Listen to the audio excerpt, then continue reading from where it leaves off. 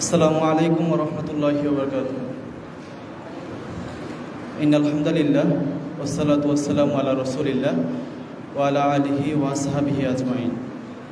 দিন বিজয়ের প্রত্যুত্থিত কাফেলা, অসংখ্য শহীদ ভাইয়ের রক্তে মোড়ানো শহীদ ঈদগাহ, মেধাবীদের প্রাণের ঠিকানা বাংলাদেশ ইসলামী ছাত্র শিবির ভেদারগঞ্জ থানা কর্তৃক আয়োজিত 15 আগস্ট ইসলামী শিক্ষা দিবস ও জাতীয় শিক্ষা সপ্তাহ উপলক্ষে বক্তব্য প্রতিযোগিতায় এই চমৎকার আয়োজনে আমরা উপস্থিত হতে পারি মহান আল্লাহ দরবারে শুকরিয়া আদায় করছি। আলহামদুলিল্লাহ, দুরূদ ও সালাম পেশ করছি বিশ্ব মহামানবতার মুক্তি দূত রাসূল আকরামের প্রতি, যার আনিত বিধানকে বাস্তবায়ন করার লক্ষ্যে আমাদের সকল কর্মতৎপরতা।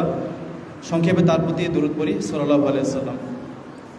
আজকের এই আয়োজন থেকে আমরা দোয়া করছি সেই সকল শহীদ ভাইদের জন্য যারা ইসলাম নামক জীবন ব্যবস্থাকে প্রতিষ্ঠা করতে গিয়ে নিজেদের জীবনকে আল্লাহর রাহে বিলিয়ে দিয়েছেন এবং যারা যুগে যুগে তাদের দেশ এবং মাটিকে রক্ষা করতে গিয়ে নিজেদের জীবনকে কোরবানি করে দিয়েছেন। আল্লাহ তাআলা তাদের শাহাদাতকে কবুল করুক, আমিন।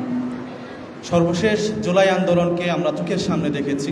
এখানে আমাদের ছাত্র জনতা তাদের নিজেদের জীবনের কথা চিন্তা না করে, এই রাষ্ট্রের ভবিষ্যতের কথা চিন্তা করে তারা নিজেদের জীবনকে আল্লাহর রাহে কুরবানি করে দিয়েছেন। আমরা তাদের জন্য দোয়া করি, আল্লাহ তাআলা তাদেরকে শাহাদাতের সর্বোচ্চ মাকাম দান করুক, আমিন। যে সকল ভাইয়েরা এখনও অসুস্থ অবস্থায় রয়েছেন, হাসপাতালে বেডে কাতরাচ্ছেন, আমরা তাদের জন্য দোয়া করি, আল্লাহ তাআলা তাদেরকে দ্রুত সুস্থতা নিয়ামত দান করে আবারও এই আমাদের মতো এই সুবিমল সুন্দর বাতাস উপভোগ করার তৌফিক দান করুক, আমিন।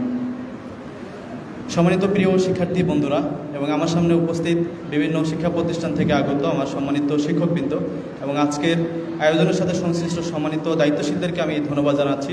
সকলের আন্তরিক চেষ্টা এবং প্রচেষ্টার মাধ্যমে আমাদের এই চমৎকার একটি আয়োজন সফল হতে চলেছে। সকলের প্রতি অনেক অনেক দোয়া রইল। সম্মানিত প্রিয় শিক্ষার্থীবৃন্দ, আজকে যে উদ্দেশ্য করে আমাদের এই আয়োজন আপনারা অবশ্যই আমাদের পেছনের ব্যানার এবং মূল মোটিভ থেকে আপনারা দেখতে পেয়েছেন।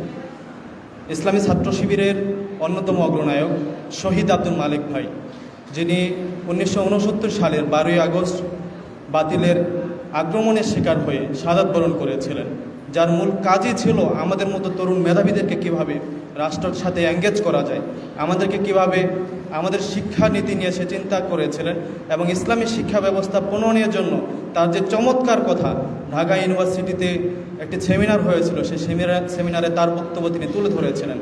তৎকালীন সময়ের অন্যান্য ছাত্র সংগঠনের যারা ছিল তারা তাদের পক্ষ থেকে তাদের বক্তব্যগুলো তুলে ধরেছিল।